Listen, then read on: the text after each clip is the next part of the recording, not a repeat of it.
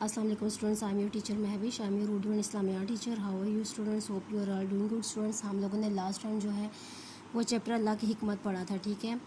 और आज हम जो है वो अल्लाह की हिकमत के अल्फाज मायने करेंगे। आए हम अपने चैप्टर की तरफ चलते हैं।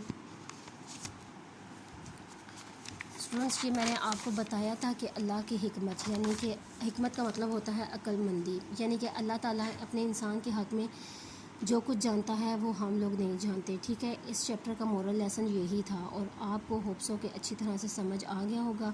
आज हम इसके जो हैं वो अल्फाज मायने करेंगे। ये नेक्स्ट पेज पे है, ये आपकी बुक पे जो है अल्फाज मायने मेंशन है। आप लोगों ने इसको नोटबुक पे नीट राइटिंग में करना है और इसको याद भी करना होगा और फिर आपने मुझे इसकी वीडियो बना के सेंड करनी होगी, ठीक है स्टूडेंट्स। देखिए जी, सबसे फर्स्ट वर्ड है दरख्वास्त, गुजारिश।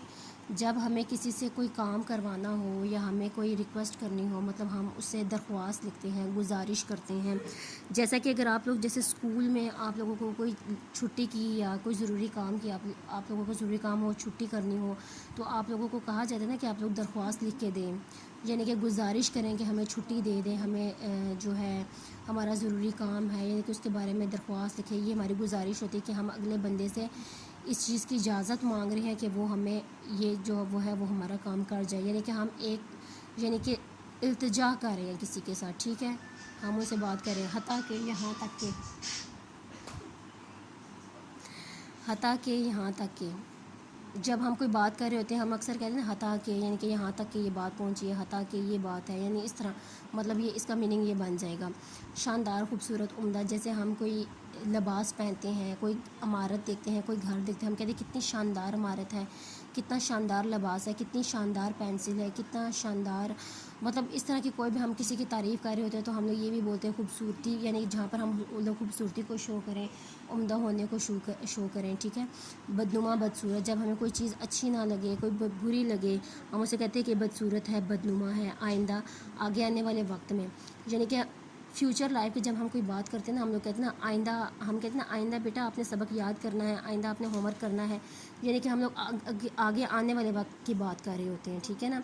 कि आइंदा मैं छुट्टी नहीं करूँगा, आइंदा मैं आपके घर लाजमी आऊँगी, यानी कि आने वाले वक्त के बारे में जब हम बात करते हैं फ्यूचर लाइफ की, तो हम लोग यहाँ पर मुस्तकबिल यानी कि आने वाले वक्त में जो होता है वो उसके लिए आइंदा का लफ्ज़ इस्तेमाल होता है, ठीक है। फर्मा बरदार, ताबेदार। जैसे हम कहते हैं फ़लाँ बच्चा माँ बाप का बहुत फर्मा बरदार है, बहुत ताबेदार है, जैसे इंग्लिश में हम ओबीडियंट बोलते हैं, ठीक है। यानी कि एहतराम करता है, मोहब्बत करता है, इज़्ज़त करता है, या वो बच्चा बड़ों के साथ बहुत फर्मा बरदार है, बहुत ताबेदार है। ताबेदार, फर्मा बरदार का मतलब ये कि मोहब्बत करने वाला, इज़्ज़त करने वाला, एहतराम करने वाला, अदब करने वाला, उसमें सारी ये बातें आ जाती हैं। नेक्स्ट है दंग, हैरान। जब हम कोई अचानक से कोई बात सुनते हैं तो हम लोग एकदम से हैरान हो जाते हैं कि ये बात कैसे हो गई है, ये काम कैसे हो गया, हम कहते हैं दंग हो गया, ठीक है। जैसे अगर हम किसी के एक्सीडेंट होने का, किसी के हादसे की कोई खबर सुनते हैं अचानक से, तो हमें पता चलता है, हम हैरान हो जाते हैं, हम कहते हैं हो मैं तो हैरान रह गई, मैं तो दंग रह गई कि यानी कि ये कैसे हुआ, मतलब इस तरह से, ठीक है। मासूम, बेगुनाह। यानी कि हम कहते हैं फ़लाँ बच्चा बहुत मासूम है, यानी बेगुनाह यानी कि उसको कोई गुनाह नहीं किया होता, वो नादान है, छोटा है। अगर हम किसी बड़े की भी कोई बात कर रहे हैं, यानी कि जो गुनाह से पाक है, जिसकी किसी बात में कोई गलती ना हो, तो हम कह देते कि ये तो मासूम है, इन्होंने तो कोई गुनाह किया नहीं है, इन्हें तो इस बात का पता नहीं है, ठीक है। यानी कि इस तरह का ये जो है वो मीनिंग इसमें आ जाता है। ओस, बदले में। जैसे हम कहते हैं ना कि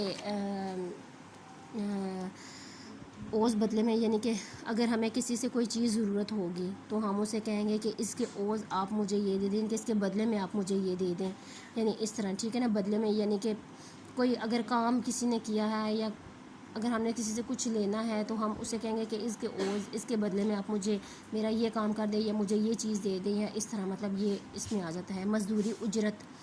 यानी अगर कोई हम लोग किसी यानी आजकल लोग जो मज़दूरी करते हैं, ठीक है, जैसे मकान बनाना, जैसे इस चैप्टर में बताया था कि उन्होंने दीवार की मरम्मत की थी हज़रत खिज़र अलैहिस्सलाम ने, तो जब मूसा अलैहिस्सलाम ने कहा था कि आपने इसकी उजरत क्यों नहीं ली, यानी कि मज़दूरी क्यों नहीं ली, यानी कि उनका मतलब कोई पैसा है कुछ खाने के लिए ले लेते, या कोई पैसे ले लेते, हम इसके बदले कुछ खाने के लिए ले लेते, यानी कि उजरत क्यों नहीं दी, मज़दूरी, यानी खाने पीने की अशिया या कपड़ा पहने के, यानी कि कोई भी, यानी कि जो आपका मालिक जो है वो जो मज़दूर होगा, जो काम करने वाला होगा, उसका मालिक जो उसको इस चीज़ की उसने इस बात पर बताया होगा कि आपको इसके बदले में आप जो काम करेंगे इसके ओज़ आपको ये मज़दूरी मिलेगी, ये उजरत दी जाएगी, चाहे वो कपड़ा हो, चाहे वो پیسہ ہو یا کچھ بھی ہو، ٹھیک ہے نا، یہ وہ چیز آ جاتی ہے، ذلت، شرمندگی، رسوائی.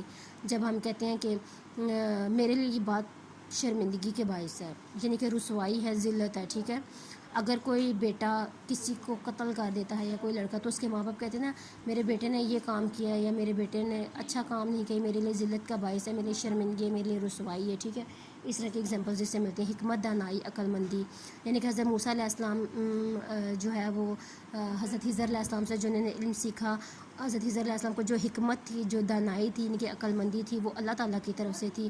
اللہ تعالیٰ کی طرف سے ان کو یہ حکم تھا کہ وہ یہ کام کریں، یعنی کہ اس میں یہ بات آ جاتی ہے. ٹھیک ہے اسٹوڈنٹس، ہوپ سو کہ آپ لوگوں کو یہ سارا سمجھ میں آگے ہوگا. آج کا میرا اتنا ہی لیکچر ہے، اور آپ لوگوں نے اس کو اچھی طرح نیٹ رائٹنگ میں لکھنا اور یاد بھی کرنا ہے، اور اس کی ویڈیو بنا کے مجھے سینڈ کرنی ہے. تھینک یو سو مچ. اللہ حافظ.